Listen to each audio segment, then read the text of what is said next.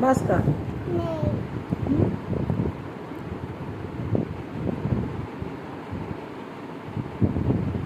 बस झालं आता किती लावती कर बसलं बस झालं का तोंडात पडायला लागलं माझं सगळं तोंडात चाललं माझ्या तिचा बी गेला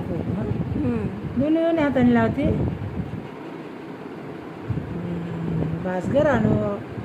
बस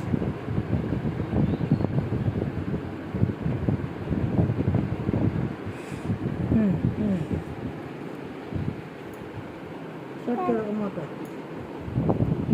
मोठा